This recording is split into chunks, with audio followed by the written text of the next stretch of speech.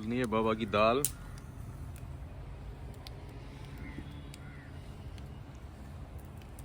फकड़ साधुओं की दाल। हाँ बिल्कुल।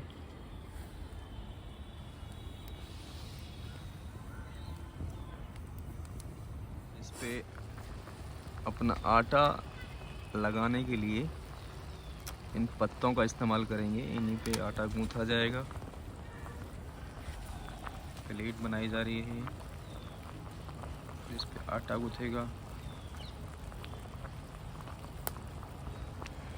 कम रिसोर्सेज में जीवन यापन करने की एक सटीक पद्धति। ये देखिए लगभग बन के तैयार है प्लेट। इसी में अब आटा गूंथेगा।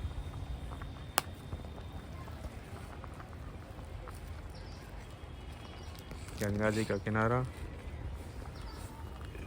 ये दाल लगभग बन चुकी है। हिमालय के 2 संत।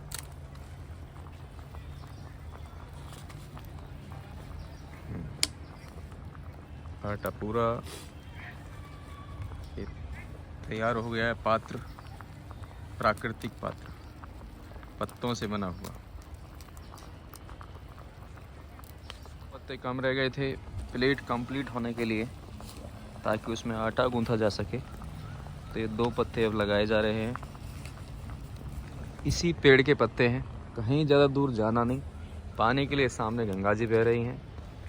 अग्नि के लिए एक लक्कड़ है, इसमें अग्नि प्रज्वलित, और एक बस बाबा जी का कमंडल। उसी में थोड़ी सी दाल, मसाले, तेल वेल मिलाया ऐसे ही, और दाल लगभग तैयार है। और उधर अभी ये आटा बाबा जी की झोली में है। उसी आटे से अभी आटा गूंथा जाएगा और फिर रोटियां बनेंगी।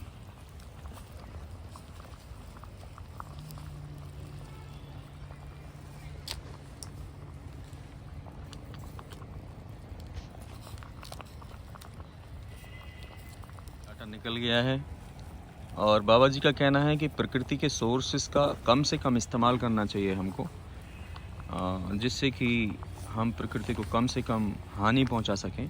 क्योंकि भगवान शिव का भी यही कहना है कि प्रकृति इतना सब कुछ हमें देती है कि अलग की हमें ज़रूरत ही नहीं है। अभी देखिए प्रकृति से प्लेट तैयार हो चुकी है, स्वच्छ हो गई है।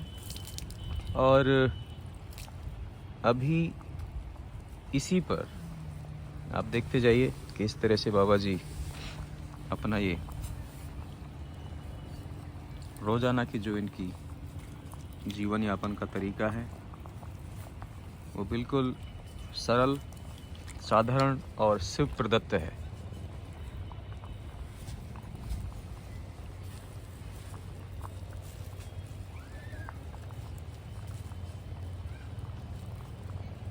हिमालय के ये दोनों संत भगवान शिव के परम भक्त, और बहुत ही कम रिसोर्सेज में अपना जीवन यापन आप देख सकते हैं किस तरह से। इसी प्लेट में अब जो भी बनाई है इसी में आटा गूंथा जा रहा है, जाएगा। आटा पलट दिया है। गंगा जी का किनारा आप देख सकते हैं, वट वृक्ष जिसकी छांव में शिवलिंग, और ये अब आटा गूंथने की तैयारी है। दाल लगभग तैयार है।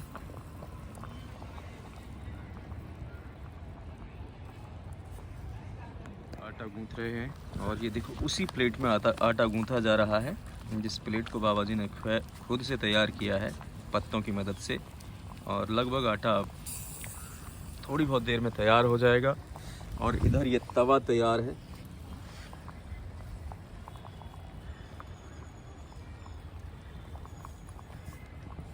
हाँ जी, हाँ जी, हाँ जी, हाँ जी।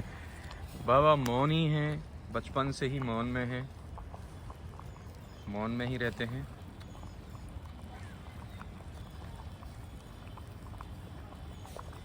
आटा लगभग तैयार सा है, रोटियां बनेंगी,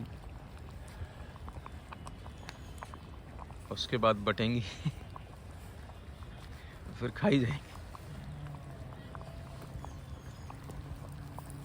वाह,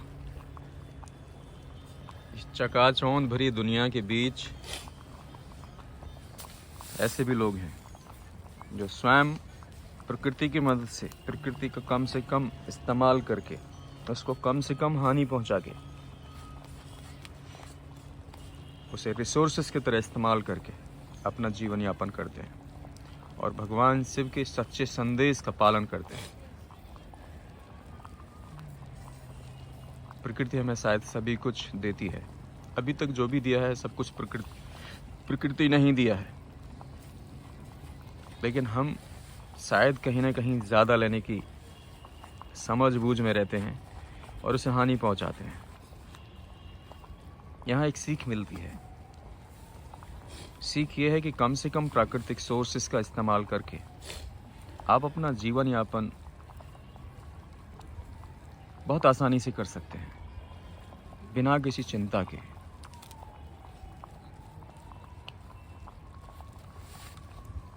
चिंताएं सिर्फ इतनी ही हैं हमें कि हमारे पास प्राकृतिक सोर्सेस ज़्यादा क्यों नहीं है, जबकि आवश्यकता तो इतने की ही है जितना आप यहाँ इस वीडियो में देख रहे हैं। इससे अधिक की बिल्कुल भी आवश्यकता नहीं है, लेकिन आदमी जीवन भर संघर्षरत रहता है, परेशान रहता है।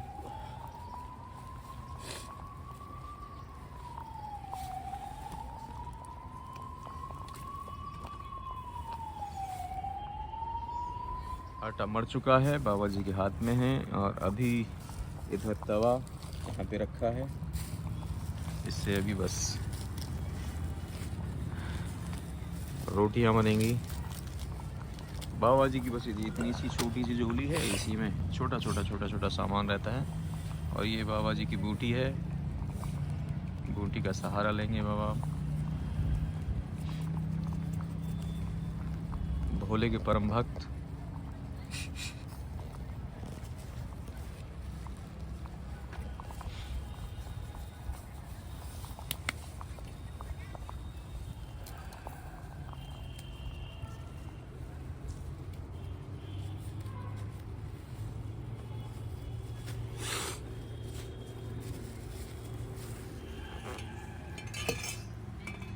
तवा आ चुका है और अब अग्नि प्रज्वलित पहले से है, बस थोड़ी सी इसको बढ़ाना है और चपातियाँ बननी शुरू हो जाएंगी।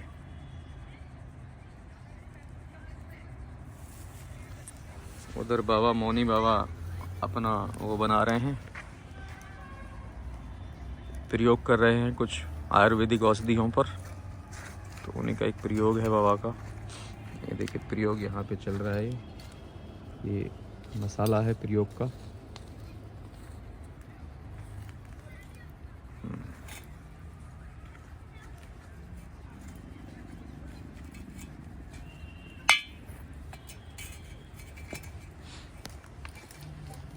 कम रिसोर्सेज में कैसे हम अच्छा जीवन यापन करें, एक महत्वपूर्ण बात है। और आप देख रहे हैं कि जहाँ पे ये भी खाना बन रहा है, यही बाबा का बिस्तर है। इस इतनी सर्द रात्रि में भी बाबा यहीं पे सोते हैं। एक सिंपल सा छोटा सा कंबल है जो कि वहाँ पे पड़ा हुआ है, देख रहे हैं आप, वही घर है कंबल का। वो बस ये चीज़ है। बराबर में भोले शंकर, गंगा मैया का किनारा।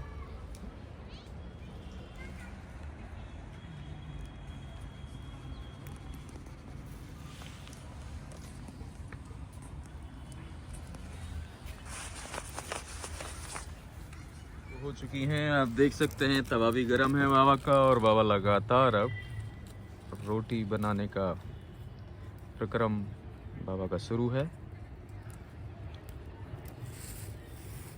और उधर दूसरी तरफ मौनी बाबा अपनी जड़ी बूटियों का प्रयोग, जड़ी बूटियों की तैयारी का प्रयोग करते हुए आटा लगा दिया गया है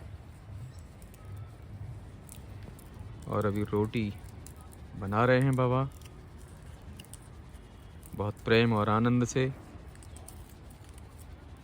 और मौनी बाबा उनके साथ में कुछ जड़ी बूटियों का प्रयोग लगातार चालू है।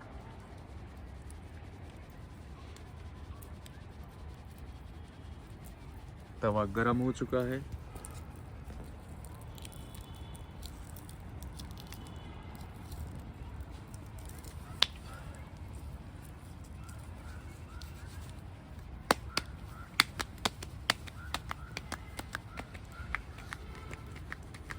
वाह, ना किसी बेलन की ज़रूरत है ना चकले की ज़रूरत है, सब कुछ ऐसे ही चल रहा है।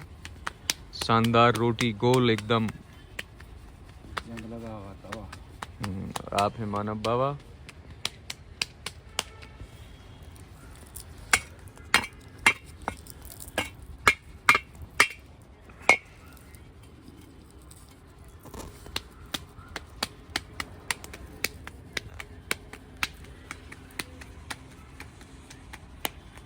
और रोटी अब डाल दी गई है।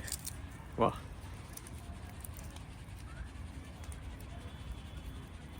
उसको सीख गया। थोड़ी सी लकड़ी ज़्यादा हूँ, पत्थर पे आटा गूंथ दिया। हाँ जी, वो पत्थर पे चटनी बन गया है। वाह शानदार। थोड़ी सी जली है, थोड़ी पहली रोटी है। तवा ज़्यादा गर्म हो चुका था। बाबा का ध्यान थोड़ा सा अलग था, लेकिन रोटी की कड़क होना ये बता रही है कि रोटी स्वादिष्ट होगी निश्चित रूप से, क्योंकि अच्छे प्रयासों और प्रकृति का पूरा सहयोग इसे प्राप्त हुआ है रोटी को। दूसरी तरफ भी ज़्यादा हो गया सब। आँच ज़्यादा तेज है बाबा। हाँ, थोड़ी अग्नि ऊपरी। हाँ, अरे वाह, ये बहुत शानदार है इस तरफ से। और अब ये रोटी लगभग अपने फाइनल मोड में आती हुई, और बिल्कुल ऐसे लग रही है, इतनी ही कड़क लग रही है जैसे आप लोगों को पिज़्ज़ा लगता है। लेकिन ये निश्चित रूप से आपके पिज़्ज़ा से बहुत स्वादिष्ट होगी।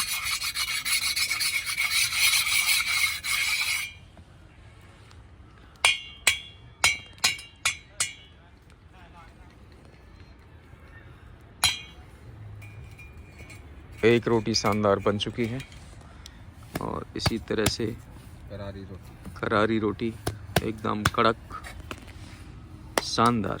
और देखिए यहाँ पे भी पत्थर का इस्तेमाल किया गया है, किसी बर्तन का नहीं।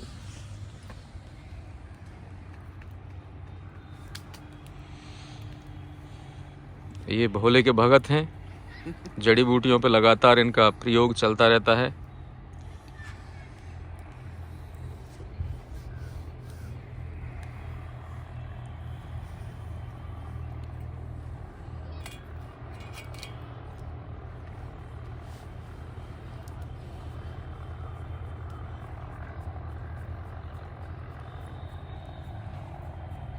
तम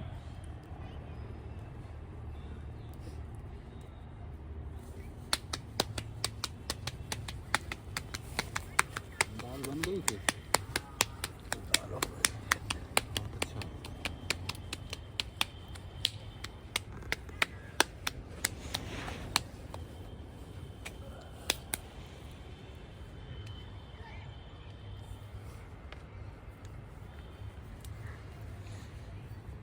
लगातार रोटी बनाते हुए बाबा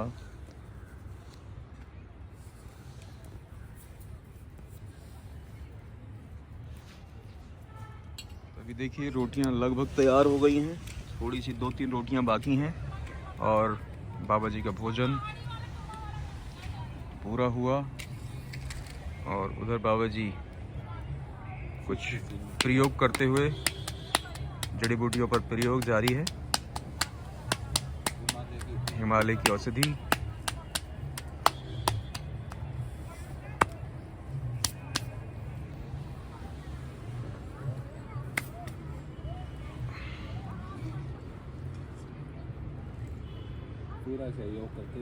पूरा सहयोग करते हुए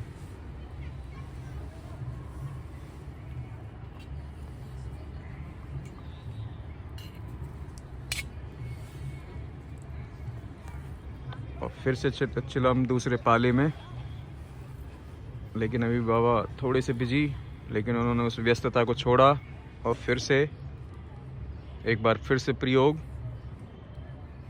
शानदार प्रयोग।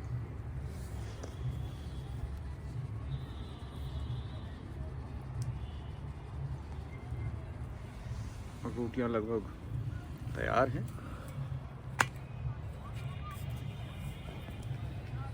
तो आज हमें जानने को मिला कि किस तरह से कम प्राकृतिक रिसोर्सेज का इस्तेमाल करके हम अपना भरण पोषण कर सकते हैं बिना प्रकृति को नुकसान पहुंचाए।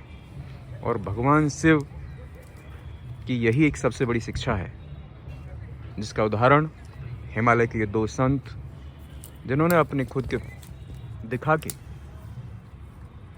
ये बताया कि कैसे हम आसानी से प्रकृति का ही इस्तेमाल करके, कम से कम इस्तेमाल करके, कम से कम नुकसान पहुंचा के हम अपना जीवन यापन कर सकते हैं और मस्त रह सकते हैं, उस ईश्वर की कृपा प्राप्त कर सकते हैं।